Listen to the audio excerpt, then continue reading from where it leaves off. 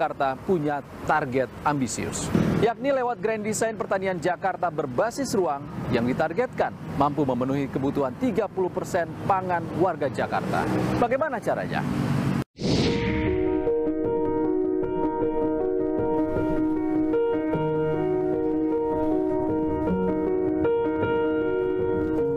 Pemanfaatan lahan pertanian di perkotaan atau urban farming ternyata bisa di mana saja.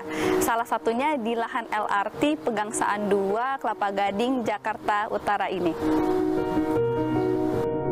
Siapa sangka, di balik hiruk-pikuk kota Jakarta yang penuh polusi, kemacetan dan kepadatan penduduk, ternyata punya potensi pengembangan pertanian perkotaan.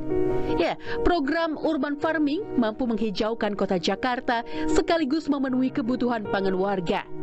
Tak harus di atas lahan luas, urban farming dapat dilakukan di pekarangan rumah, bahkan depo transportasi LRT Jakarta. Sayuran mulai dari kangkung, sawi hijau, tomat hingga cabai ditanam di atas lahan seluas 270 kali 15 meter. Berawal untuk dikonsumsi karyawan sendiri, kini program urban farming LRT Jakarta mampu memenuhi kebutuhan warga sekitar. Berdiri November 2023, kini 13 warga tergabung dalam kelompok tani binaan LRT Jakarta.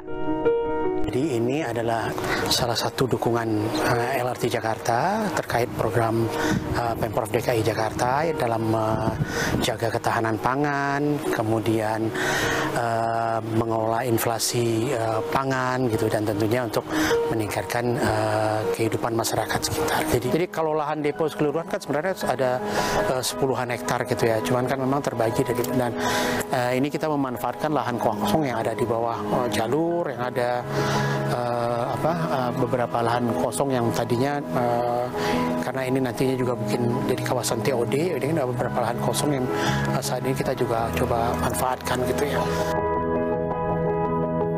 Kepala Dinas Ketahanan Pangan, Kelautan dan Pertanian DKI Jakarta, Suharini Eliawati mengungkap, nyaris sepenuhnya atau 98% pangan di ibu kota dipasok dari luar.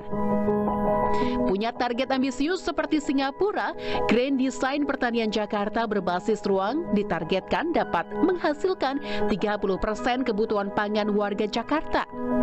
Caranya cukup beragam, dari menggerakkan ruang terbuka permukiman warga hingga pemanfaatan lahan kolong tol.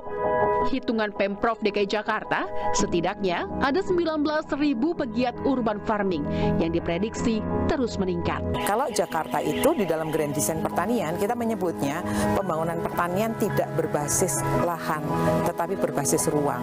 Kenapa ya? Karena kan terbatas kan? Nah, karena berbasis ruang itu, aset-aset yang tidak dimanfaatkan, kolong tol becak kayu 5,2 km itu kita selesaikan. Nah, saat sekarang ini kita ada di LRT, ini juga di bawah kolong tol kan, hanya memang harus salah satu syaratnya terpenuhi matahari. Pengamat pertanian dan pangan Khudori menyebut krusial bagi pemerintah menjawab tantangan pangan di perkotaan seperti Jakarta yang merupakan penyumbang inflasi nasional. Bekas ibu kota ini, porsi ekonominya itu kira-kira 17% dari porsi total Indonesia, sangat-sangat besar. Jadi gerak ekonomi di Jakarta itu akan menentukan juga gerak ekonomi secara nasional. Yang kedua, dari bobot inflasi menurut Bank Indonesia ya, Jakarta itu bobot inflasinya 27% lebih gitu. Jadi kalau inflasi di Jakarta itu tidak terkendali, terutama inflasi karena harga-harga pangan ya, volatile food itu tidak bisa dikendalikan, itu pasti punya dampak inflasi secara nasional, di mana pemerintah kota mendorong, mengembangkan inisiatif-inisiatif warga yang mengembangkan urban farming itu ditransformasi ya, bukan hanya sekedar hobi gitu ya, bukan hanya sekedar gimmick-gimmick gitu, tapi ini betul-betul bisa menopang sistem pangan kota, bukan hanya jangka pendek tapi juga berkelanjutan.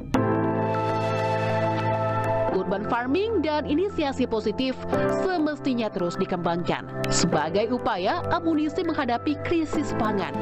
Pemerintah pun harus serius menangani permasalahan sektor pertanian. Jangan sampai Indonesia, sang negara agraris, justru tak mampu memenuhi kebutuhan perut rakyat.